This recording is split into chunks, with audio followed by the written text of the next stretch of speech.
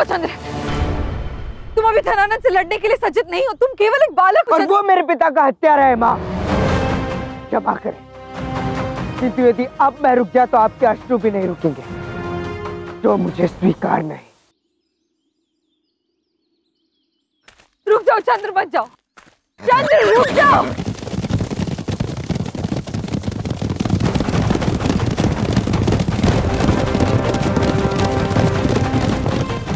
माँ, उचित यही होगा कि आपको मेरे चाचा को देखना है।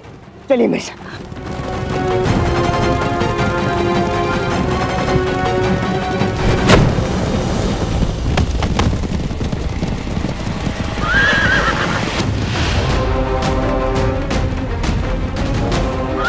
छोड़ो मुझे, कहाँ ले जा रहे हो?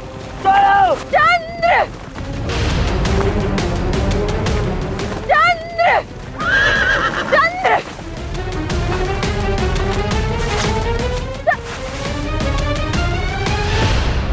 आचार्य देखिए, मेरे चंद्र को उठा के लेके गए। जानता हूं, ये सब मेरे निर्देश पर ही हो रहा है। क्या? आपके निर्देश पर? हाँ, क्योंकि रक्त हो या दूध, यदि असमय खौले तो स्वयं अपना ही नाश करता है, और मैं चंद्रगुप्त को नष्ट नहीं होने दूंगा, क्योंकि उसका क्रोध, उसका कोप धनानंद के अंत के लिए है, स्वयं उसका नाश करने के लिए नहीं। चंद्रगुप्त एक राजकुमार से एक दास बना, और अपने अतीत के सत्य को जानने के पश्चात उसके अंतर्मन को एक गहरी चोट पहुंची है। इस समय चंद्रगुप्त एक घायल सिंह की भांति है, जो कुछ समय के लिए घातक अवश्य सिद्ध होगा, परंतु अंततः अपने घायल होने के कारण ही एक आसान शिकार बन जाएगा। मैं चंद्रगुप्त को शिक्षा की ढाल दूंगा, प्रशिक्षण का कवच दूंगा, उसके क्रोध को उसकी दुर्बलता नहीं, उसका शस्त्र बनाऊंगा। चंद्रगुप्त अभी धनानंद का सामना करने योग्य नहीं, इस तथ्य से आप भी अनभिज्ञ नहीं हैं। धनानंद दुष्ट है, धूर्त है, परंतु मूर्ख कदापि नहीं। चंद्रगुप्त के नेत्रों में जलती प्रतिशोध की ज्वाला को दूर से ही भांप लेगा। मैं चंद्रगुप्त के हृदय में धधकती प्रतिशोध की ज्वाला को एक दिशा दूंगा, उसे अपने क्रोध को पालना सिखाऊंगा, उसे एक युवक से पुरुष बनाऊंगा। जिस दिन मुझे पूर्ण विश्वास हो जाएगा चंद्रगुप्त धनानंद का अंत करने योग्य हो गया है, मैं उसे स्वयं मगध भेज दूंगा। तब तक आप पाटलिपुत्र लौट जाइए और प्रतीक्षा कीजिए अखंड भारत के भावी सम्राट के आगमन की। ये विष्णुगुप्त आचार्य का वचन है। एक मां से, अपनी मातृभूमि से, कि चंद्रगुप्त मौर्य ही होगा भारत भूमि का एक छत्र सम्राट।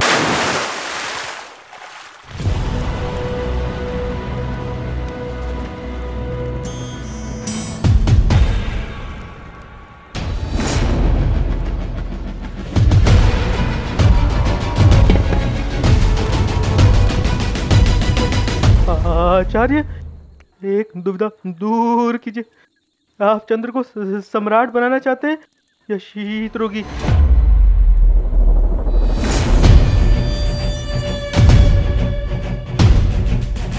क्षमा करना चंद्र।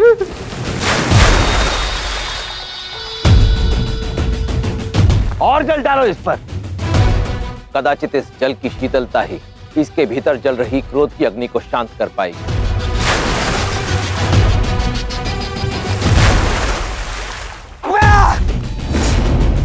ये जल क्या, हिमालय के समुच हिम भी मेरे प्रतिशोध की अग्नि को शांत नहीं कर सकता आचार्य।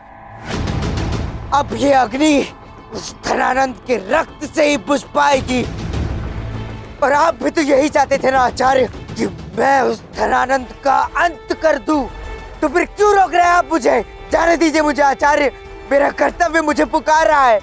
मुझे जाने दीजिए आचार्य। क्रोध को यदि नियंत्रित रखकर पालना सीख लो तो उससे बड़ा कोई सहायक नहीं, परंतु यदि क्रोध तुम पर हावी हो गया और तुम्हें जलाने लगा तो उससे बड़ा कोई शत्रु नहीं। परंतु तब जब तुम अपने क्रोध को नियंत्रित करना सीख लोगे, उसे पालना सीख लोगे, उसे एक शस्त्र की भांति प्रयोग करना सीख लोगे, जब मुझे पूर्ण विश्वास हो जाएगा कि तुम प्रहार करने और प्रहार सहने के लिए सज्ज हो, तब तुम्हें अवश्य अवसर मिलेगा धनानंद से प्रतिकार लेने का।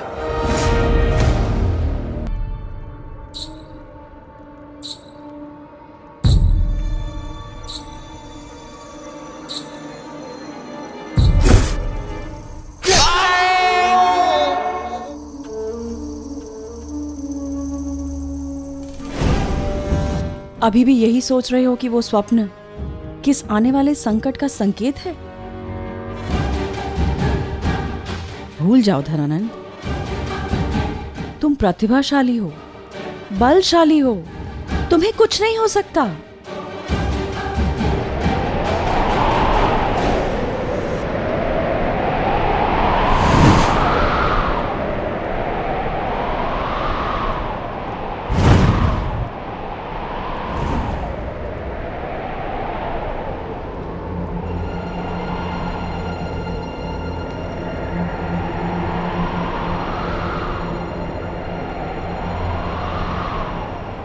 ये अचानक मौसम कैसे बदल गया?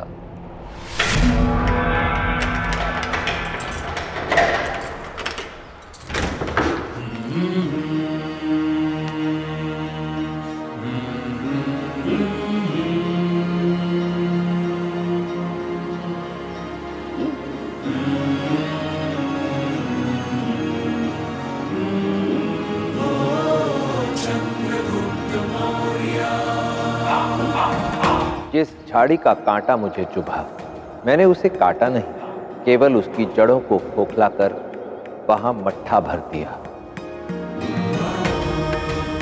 वो मट्ठा निमंत्रण था उन लाखों चींटियों के लिए जिन्होंने उस झाड़ी की जड़ों को खाकर उसके अस्तित्व को सदा के लिए मिटा दिया।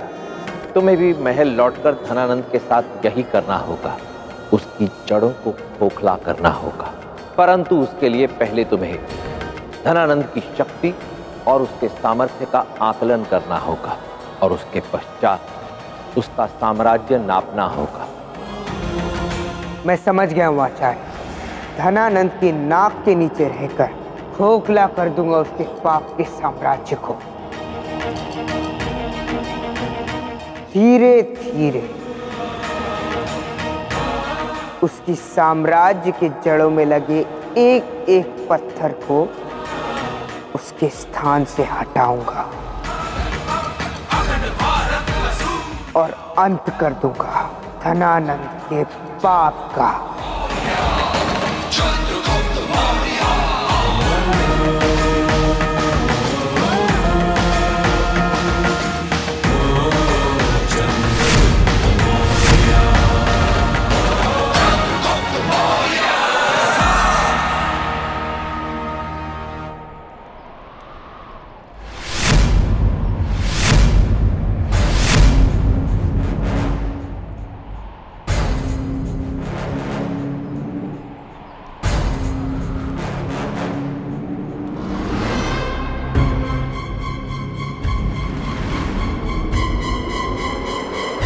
तुम लौट आए मेरे प्रिय दास।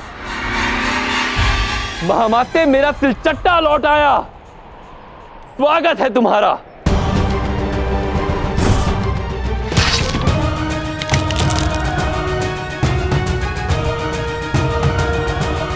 मुरा, पिपलीवान के राजकुमार आए, थक गए होंगे, उनके चरण धोने का प्रबंध करो। चंद्रगुप्त, चंद्रगुप्त।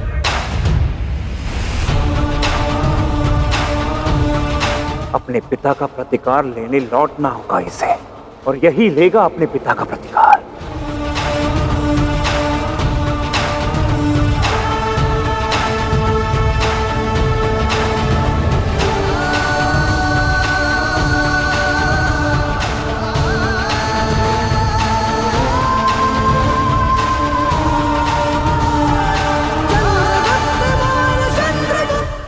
धनानंद की सबसे बड़ी शक्ति है उसका धन, और वही उसकी सबसे बड़ी दुर्बलता भी है।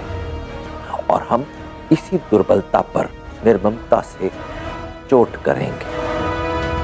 यही होगा हमारी इस क्रांति का प्रथम अध्याय, धनानंद का धन लूटना। महामाते, इन खाली संदूकों को देखो।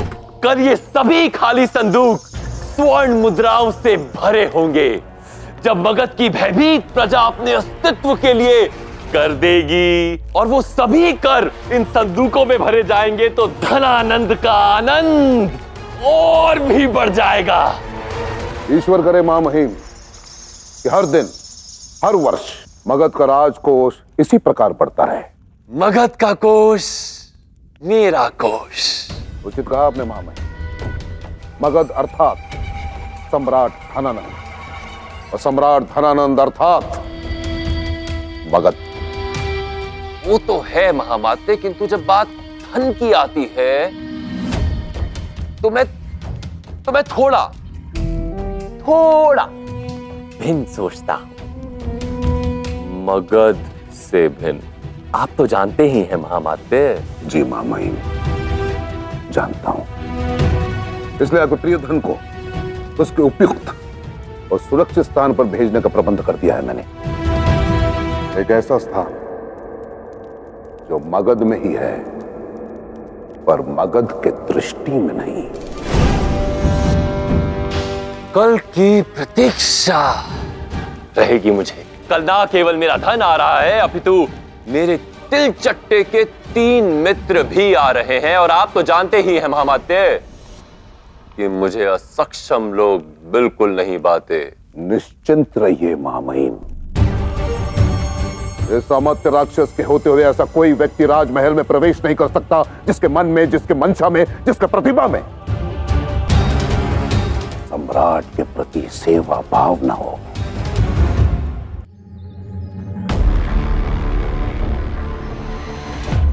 वो देखो वहां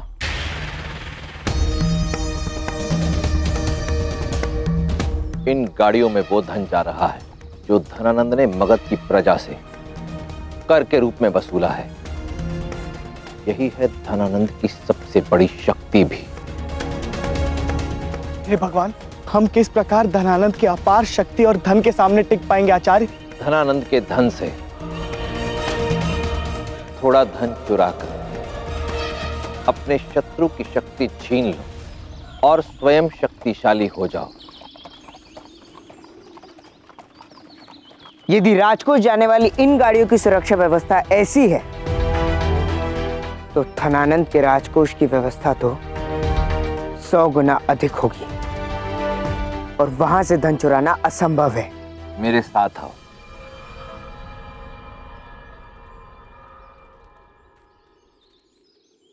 हम यहाँ क्या कर रहे हैं?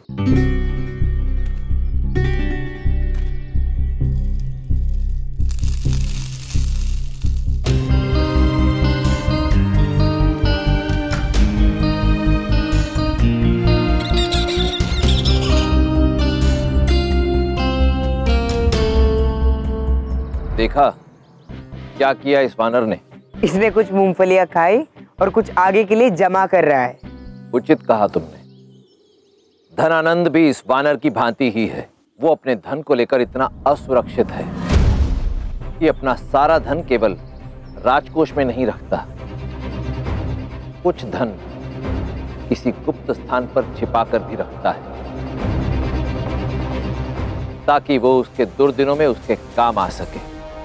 तो आपके कहने का तात्पर्य है कि धनानंद अपने ही राजकोष में से धन को चोरी कर उसे महल से कहीं दूर, कहीं और छिपा कर रखता है। हाँ, और तुम्हें उस गुप्त स्थान का पता लगाना होगा। राजकोष की तुलना में उस स्थान की सुरक्षा व्यवस्था कम होगी, क्योंकि धनानंद उस गुप्त स्थान की गोपनीयता को बनाए रखना चाहेगा।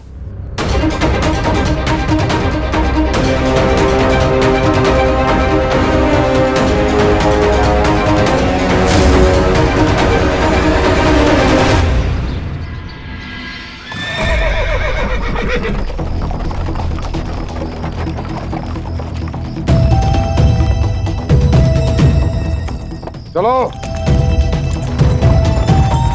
शीघ्र करो।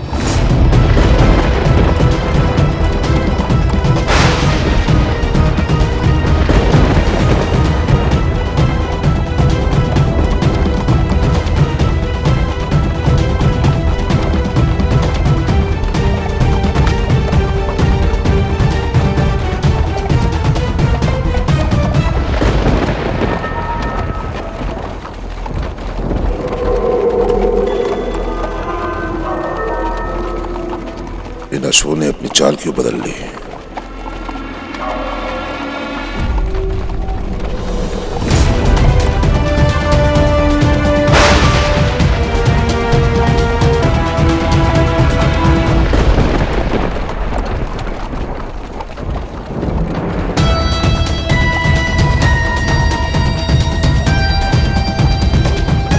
और कितनी दूर है वो गुप्त स्थान जहां धनानंद अपने गुप्त धन को छिपाता है?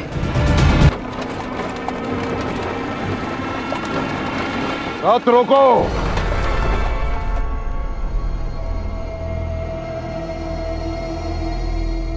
प्रतीत होता है वो गुप्त स्थान आ गया है।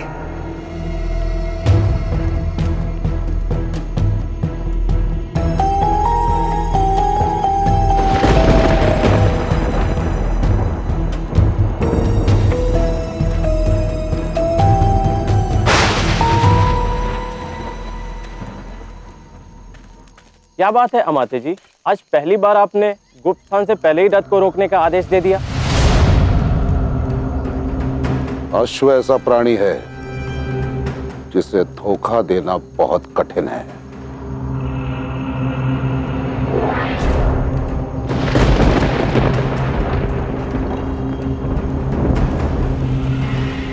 जब हम महल से निकले थे तो अकेले थे, परंतु मार्ग में एक बिन बुलाया अतिथि हमारे साथ आ गया जो अभी रथ के नीचे छिपकर बैठा है। उसे ऐसा लग रहा है कि हमें इस बात का पता नहीं चलेगा। अश्वों की बदलती चाल ने किसी और की चाल का खुलासा कर दिया। तुम जो कोई भी हो, यदि जीवित रहना चाहते हो, इसे क्षण बाहर आओ।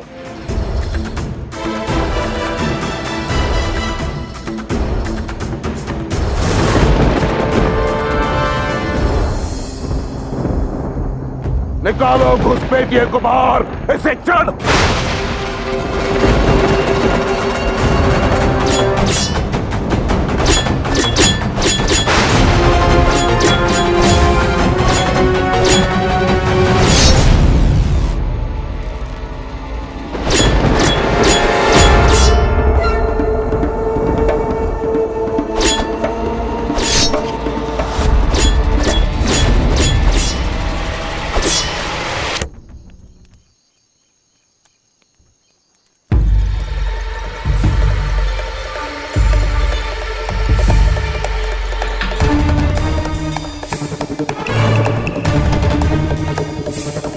अंतिम चेतावनी देता हूं, बाहर आ जाओ। सैनिकों, नीचे देखो कौन छिपा है।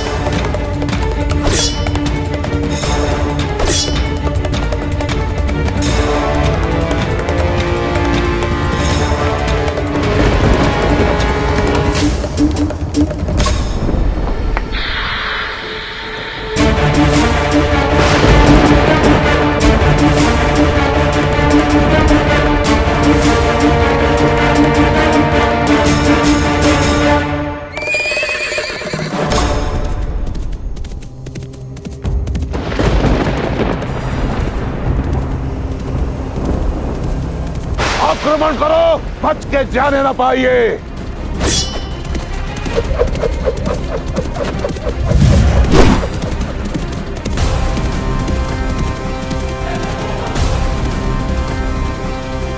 मैं अभी जाकर सम्राट को सूचित करता हूं।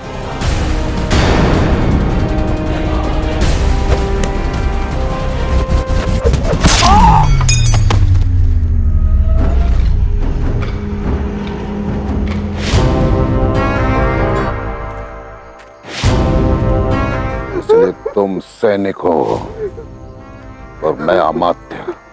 क्योंकि मैं समस्या उत्पन्न होने पर सम्राट को सूचित नहीं करता, उसका निवारण करने के पश्चात सूचित करता हूं। कदाचित अमात्य राक्षस की ये बात तुम्हें सदैव स्मरण रहेगी। स्मरण रहेगी ना?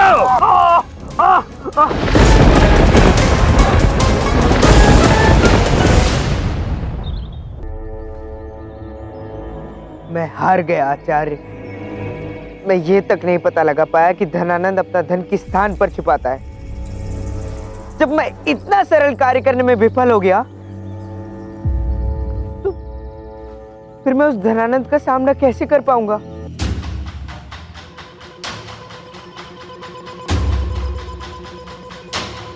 कैसे उसके विरुद्ध अपनी सेना खड़ी कर पाऊंगा? कैसे क्रांति का आरंभ होगा? 1 माह में तो ये सब करना मुझे असंभव प्रतीत हो रहा है आचार्य। युद्ध में असफल वो योद्धा नहीं होता चंद्रगुप्त जो लड़कर नीचे गिर जाता है। असफल वो होता है जो नीचे गिरने के पश्चात पुनः उठकर लड़ने का साहस भी खो बैठता है।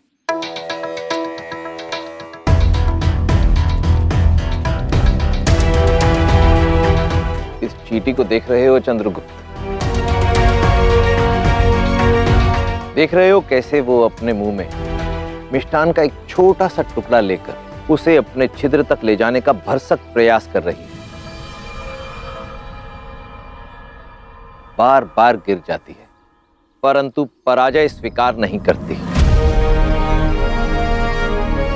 पूरे धैर्य और साहस के साथ पुनः जुट जाती है अपने कार्य में। और तुम देख लेना, ये अंततः सफल भी होगी, क्योंकि बार बार मिली असफलता ने इसे सफलता के विषय में अनमोल सीख देती है।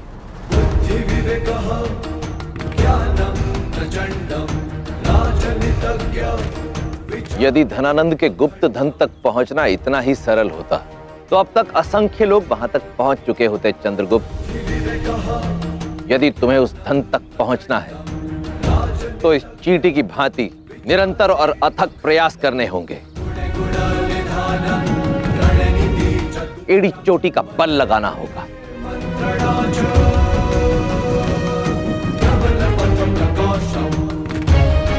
तुम्हारे पास साहस और संकल्प की शक्ति है चंद्रगुप्त। अब तुम्हें सीखना है कि अपनी पराजय को विजय में परिवर्तित कैसे किया जाता है। और आपके अनुसार ये सब कैसे होगा? समय आ गया है तुम्हारे शस्त्र विद्या के प्रशिक्षण का।